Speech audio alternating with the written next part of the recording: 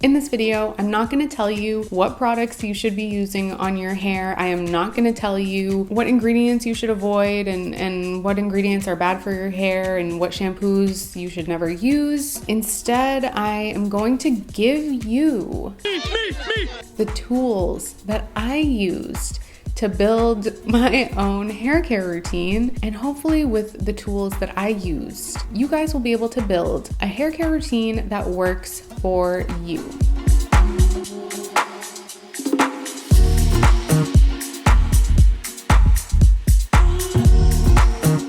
So hair care routines, they're all over the beauty community. I feel like every beauty YouTuber has one up on their channel, at least one. And I was thinking the other day, in reality, how helpful are hair care routines? It's nice to see the different products that people are using, but the reality is that everyone's hair is different. And if I were to just adopt some random person on the internet's hair care routine, You want to adopt me? it most likely would not work for me because my hair is I have a very specific hair type, and certain products don't work for me. Certain ingredients work better for me that other people with different types of hair wouldn't want to use on their hair. For example, a lot of people do not like using Pantene on their hair. Pantene actually works really well for me. This is not sponsored, but if I were to take everyone's hair care advice blindly that I see on the internet, I would be left with very frizzy, tangled, knotted, unhealthy hair.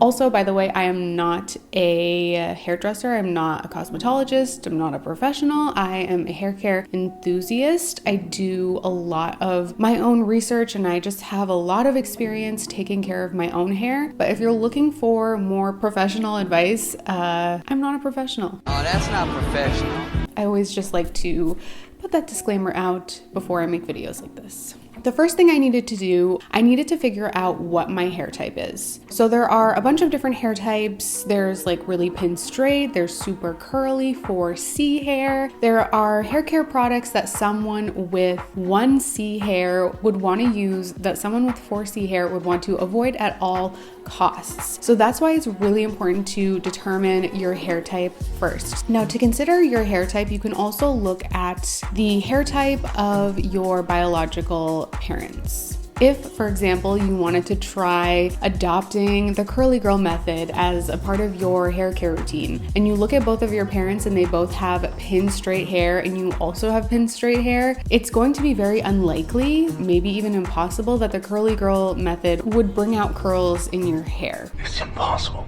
Also, it's important to take note of the health of your scalp. Do you have an oily scalp? Do you have a dry scalp? These qualities are going to be really important when you are determining whether, for example, you should use a shampoo with sulfates or without sulfates. Now, for my hair type, I have between 1B and 1C hair. My hair is straight with a really small wave at the ends and then also on my baby hairs. My hair is prone to frizz. It's prone to getting tangled. It's prone to oiliness. So my hair is not thick, but it's also not thin, but I have a lot of it. So right off the bat, when I considered all of my different hair characteristics and just my hair type in general, I knew I needed a sulfate-free shampoo, but it still needed to have some sort of surfactant in it to get rid of the oily buildup that I have on my scalp. Another thing that I figured out after I determined my hair type was the frequency with which I should wash my hair. So this is going to be a really big question when you are building your hair care routine. Once you have figured out the proper shampoo and conditioner, you then need to figure out, okay, well, how often should you be washing your hair? If you have a really dry scalp and just dry hair in general, you probably should go longer in between washes. If you have an oily scalp, you should probably go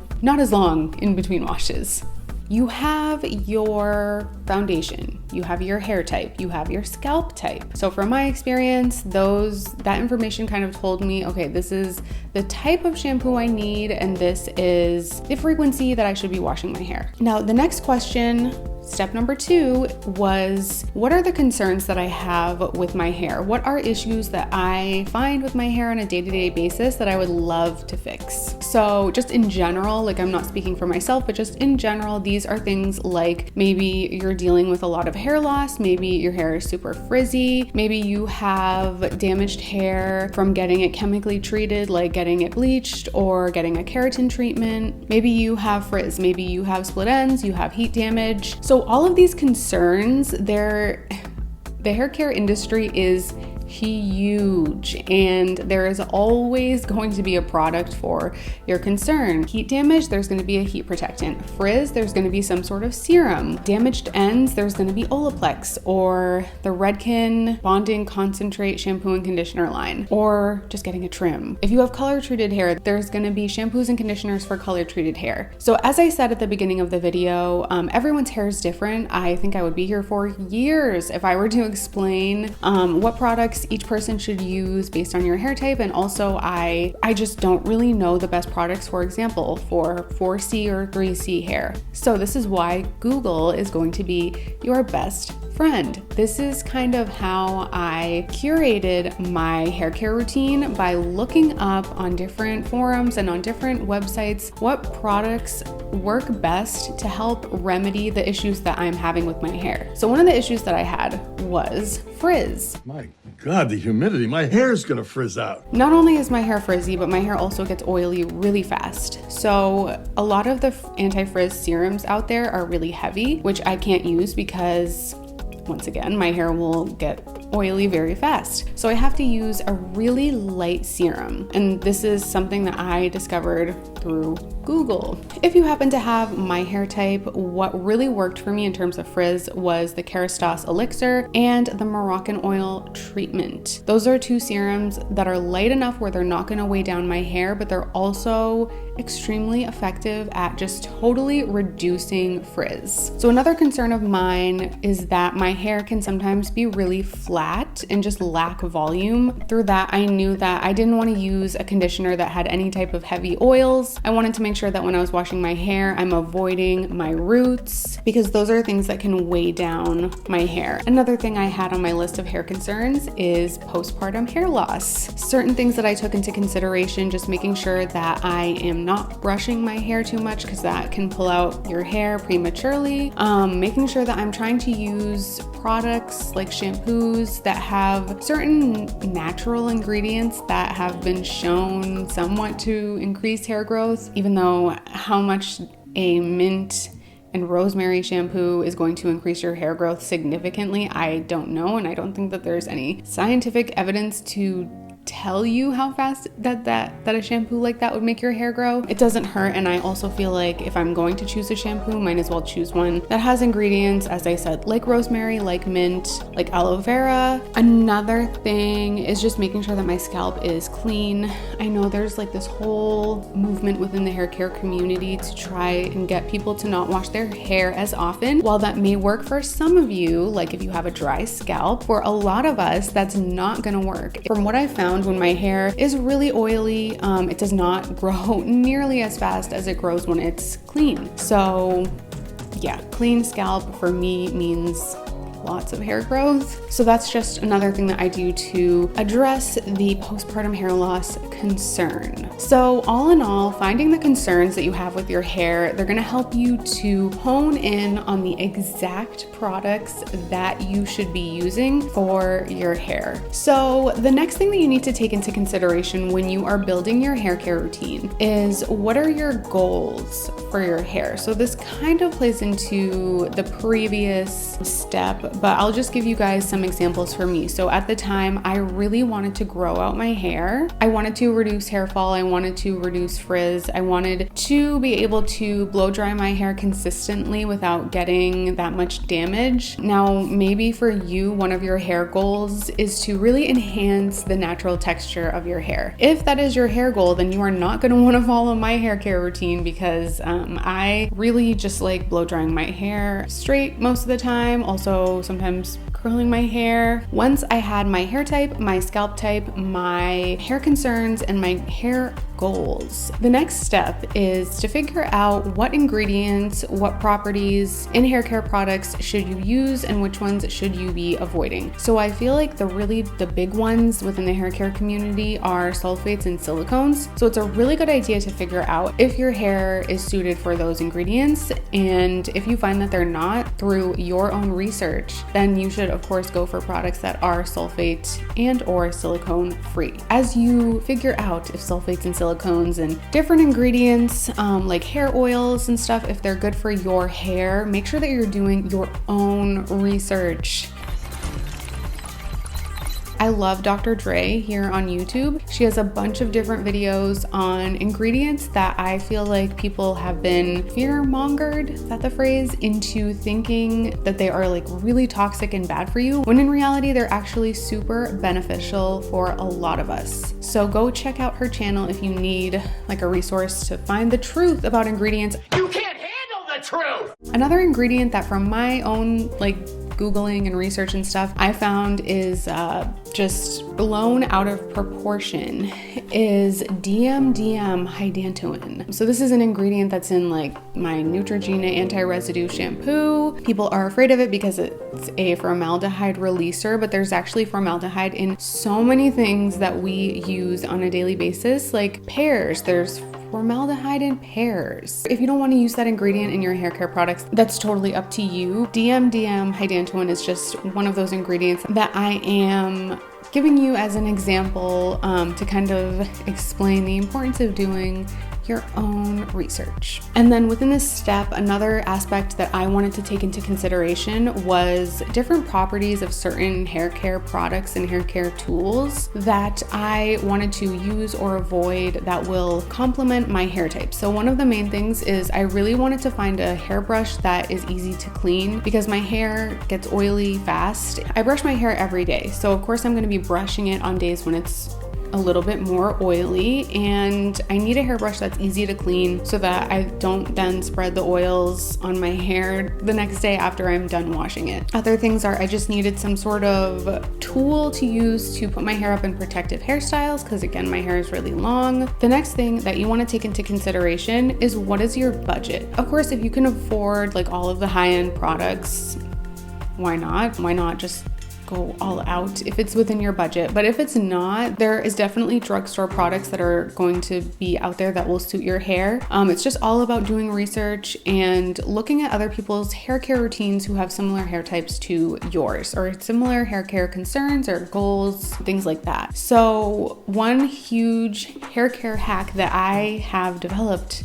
throughout the years, and this is one of my favorite hair care hacks, is use a shampoo from the drugstore, because from my trial and error with trying different shampoos, what I have found is that I feel like out of all of the hair care products, shampoos are pretty much the number one thing that I actually enjoy buying from the drugstore. I feel like basically with shampoos, all you're trying to do is remove buildup, and it's either a good shampoo or it's a bad shampoo for your hair type. There's really no range, just because the main goal of shampoo is to remove oil and product buildup. So the shampoo either does that or it doesn't do that. And I found that there are a ton of shampoos that, at least for my oily hair type, work really effectively to remove the buildup. And then I think it's worth it to invest in a high quality conditioner, a high quality hair mask, a high quality serum. Those are three things that I have found has totally been worth the investment.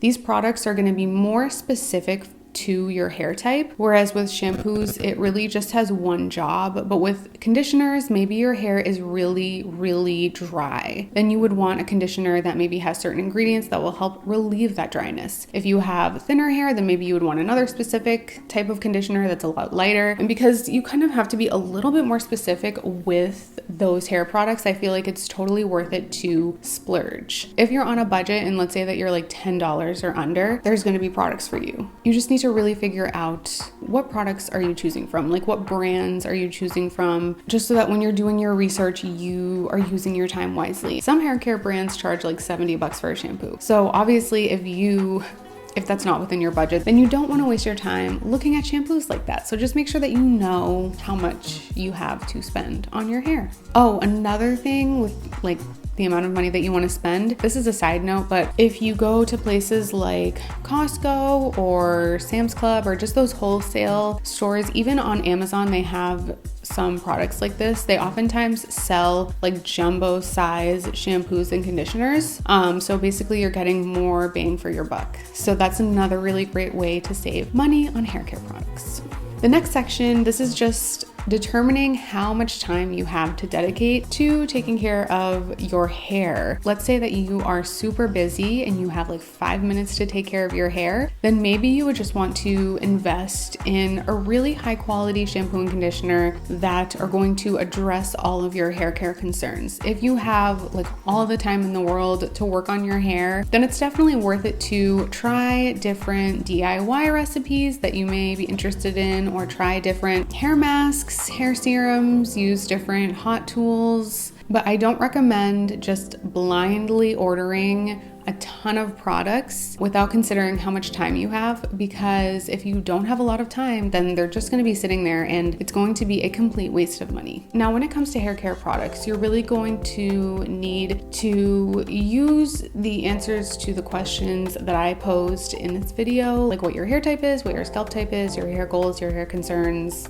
everything like that, in order to determine the exact brands to use, the exact ingredients to use. Based on my hair type, I should be looking for a lightweight serum, something that will reduce frizz, but that will not weigh down my hair. I should be looking for a shampoo that is sulfate free so it won't dry out my scalp, but also one that has some sort of surfactant in it to remove oil and product buildup. I also should be using hair products like conditioners with silicones to help detangle my hair, which will prevent damage from brushing and also to protect my hair against heat damage. And then because I use silicones, I also need to use a clarifying shampoo that may contain sulfates, which is okay, once every few weeks. A heat protectant, of course. It's worth it for me to use something like a pillowcase to reduce breakage at night. Soft silk scrunchies, since I have really long hair and it needs to be up a lot of the time, especially because I have a son who likes to pull on my hair. So I need to do some sort of protective hairstyle. For me, that usually just means like putting it in a super loose bun with either a claw clip or a really soft silk scrunchie.